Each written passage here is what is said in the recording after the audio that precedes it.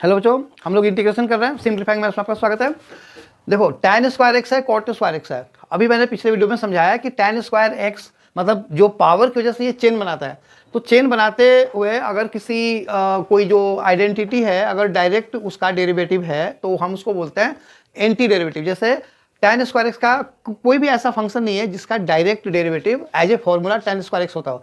तो tan square x का directly हम इंटीग्रेशन का फॉर्मूला एज ए फॉर्मूला नहीं लिख सकते, ठीक है ना।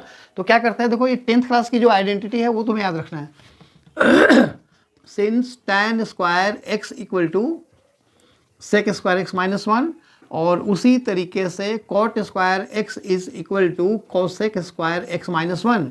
सो अब ये first part, therefore I is equal to integral of tan square x dx, ठीक है ना। मतलब tan स्क्वायर एक्स को हमें इंटीग्रेट करना है तो इसका चेन बनाता है और चेन रूल नहीं होता इंटीग्रेशन में। तो हमें इसको कुछ ऐसे तरीके से लिखना है जो डायरेक्ट इंटीग्रेबल हो।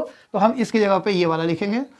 तो ये हो जाएगा, देखो sec square x minus 1 dx क्या बन गया tan x। क्यों, देखो tan x का डेरिवेटिव सेक स्क्वायर एक्स होता है, इसका मतलब कि सेक स्क्वायर एक्स का इंटीग्रल tan x होगा। तो ये इसको हम बोलते हैं एंटी डेरिवेटिव जिसमें डायरेक्ट वो अवेलेबल होता है tan x। और ये हो गया 1 का x और प्लस c। ये हमारा हो गया फर्स्ट पार्ट का आंसर।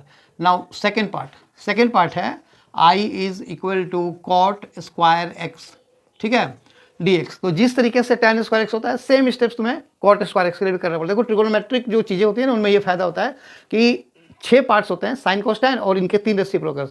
उनमें से जैसे जो प्रोसेस साइन का है वही प्रोसेस कॉस का है, जो प्रोसेस टैन का है वही प्रोसेस कॉट का है, और जो प्रोसेस सेक एक्स का है वही प्रोसेस कोसेक एक्स का है। बस माइनस का चेंजिंग आता है क्योंकि सी वाले का डेरिवेटिव नेगेटिव होता है। और इंटीग्रेशन में जब तुम्हारा आंसर सी में आता है तब जाकर के तुम वहाँ पे माइनस का साइन लगाते हो। तो ये जैसा हमने इसमें आइडेंटिटी में चेंज किया था इसको भी करेंगे। Cot square x is equal to cosec square x minus 1 dx। देखो मैंने पहले ही लिख दिया ये आइडेंटिटी, ठीक है। तो अब कोसेक स्क्वायर एक्स किसका डेरिवेटिव कोसेक स्क्वायर एक्स होता है, कॉट एक्स का derivative minus cosec square x होता है।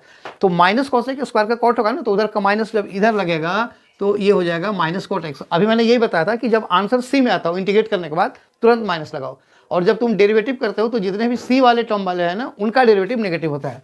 ये रहा माइनस एक्स प्लस सी, चलो माइनस को कॉमन ले लो तो कॉट एक्स प्लस एक्स और प्लस सी, बस ये इसका आंसर हो गया।